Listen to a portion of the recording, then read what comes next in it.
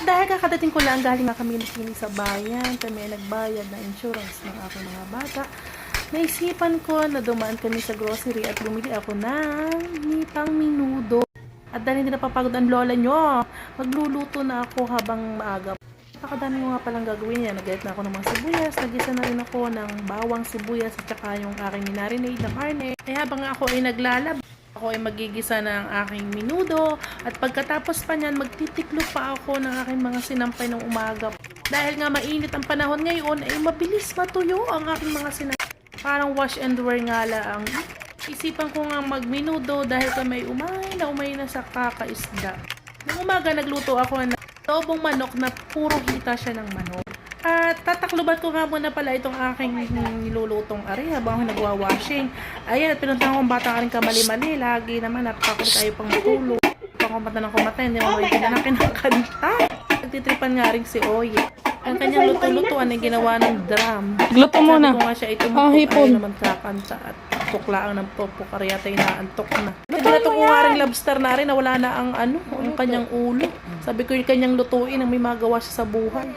At yun na nga, naniwala ang batang ari, kanyang niluluto. Paborito na rin laro ay magluto-lutuan. Nihagis ko na nga rin isang chance at sabi ko, ari, baliktarin mo. Ay, ayaw na nga daw niyang maglaro. At ari, pinuntahan ko na nga, yan, nagkukuluan na. At medyo nangangamoy minudo na nga siya, guys. At aking ang hinalo-halo at para siya ay mas masarap at kumapit ang lasa ng ating minarin. Hindi ko na pinakita sa inyo at para baka mamaya ay mali ang aking ginawa ay iwas judge. Napag-isip ko nga na ang hotdog pala ay hindi ko na ihalo sa pagigisa. Kaya ganyan na lang, pinatong ko na lang ay basta ay maluto ay ayos. At tatakluban ko nga muna at akin munang unahing itapon naman ang aking mga pinagkalatan, aking mga pinagayatan niya. Puno ng aming basurahan. Kaya naman nga naisip ko na nakalimutan ko din igisa ang ata. Diyos ko, napakapagod ko. Hindi ko na malaman kung anong uunahin ko. Talaga naman napakainit sa biyahe. Kami ng dalawa ni Queenie, napakainipin pa naman ng batang. At sasabawan muna natin, kukuha tayo sa prime water. Hello prime water bikini men. Yan, sasabawan natin at ating tatakluban at ating pakukuluan. Yan na nga, may lalaban pa rin ako nakasala. Mga uniform yan. Dahil gusto ko sabay-sabay ang uniform. Hinintay ko na din ang mga bar. At ako ay magbibilad muna habang nagluluto. Multitasking ang lola nyo. At pagkatapos niyan, magtitiklo pa ako kasi mga tuyo na umaga pa yan nila. Ay, ang hirap bilang nanay pero at the same time masaya. Kasi alam mo, may kasama kapag tanda, kasama ng asawa mo. At pupuntahan ko muna uli aking aring niluluto. Checkin ko kung ano nangyayari na yan. Nilagay ko na nga uli ang patatas at saka bumili na din ako ng reno. Yan, nilagyan ko na ng mga pampalasa. Bumili din ako ng nor. At yan, kumuha tayo ng prime water. Nilagyan natin ng cornstarch. Para naman medyo lumapot. Bahala na ang lasa. Basta siya ay makakain at hindi maalat. Pwede na yun. Hindi naman marte ang kakain. Mahalaga nag-try. Ayan, inahalo-halo ko muna ang cornstarch para hindi siya buo-buo. At ilalagay ko na yan, kaunti lang ang aking binuhos para naman siya ay lumapot. Siyempre, ating halo-haluin para naman siya ay maluto yung ating cornstarch.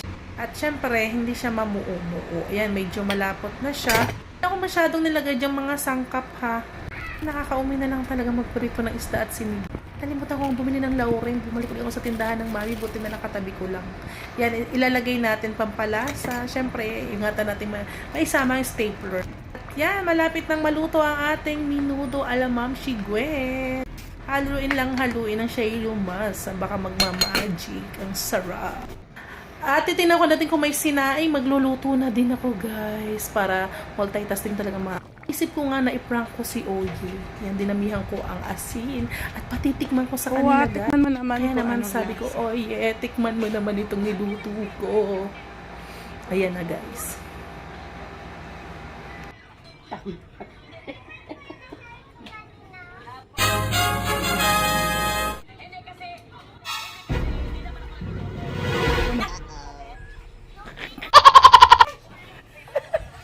Bakit?